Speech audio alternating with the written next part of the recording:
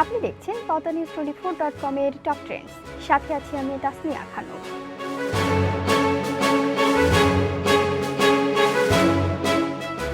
গাছ থেকে আগাম গুটি জাতের আম পাড়ার মধ্য দিয়ে বুধবার থেকে আমের মৌসুম আনুষ্ঠানিকভাবে শুরু হয়েছে। বাজারজাতকরণ এখনও তেমনভাবে শুরু না হলেও গত বছরের তুলনায় এবার বিভিন্ন গুটি জাতের আম প্রায় ৩ গুণ দাম চাইছেন চাষিরা।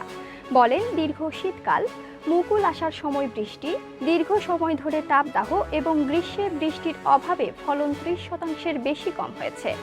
তবে আমের ফলন গত বছরের মতো হবে বলেই আশা করছে কৃষি সম্প্রসারণ অধিদপ্তর।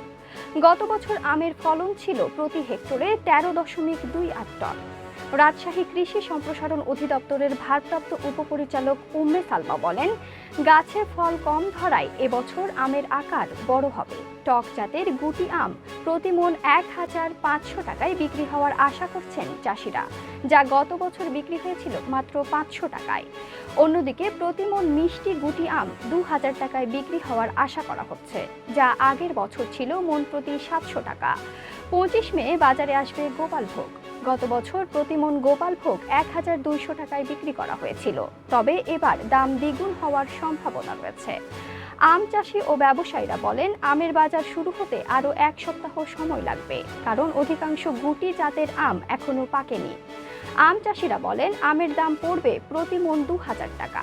কৃষি সম্প্রসারণ অধিদপ্তর আশা করছে এবছর রাজশাহী জেলায় ১৯,৬০২ হেক্টর জমি থেকে ২,৬০,৩১৫ টন আম উৎপাদন হবে।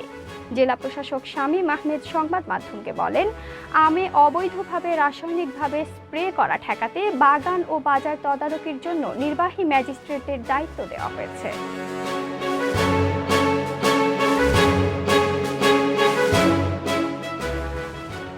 pawtanews24.com এর নিয়মিত আপডেট ভিডিও পেতে আমাদের ইউটিউব চ্যানেলটি সাবস্ক্রাইব করে বেল আইকনটি ক্লিক করে রাখুন। ফেসবুকে আমাদের ফলো করুন facebook.com/pawtanews24।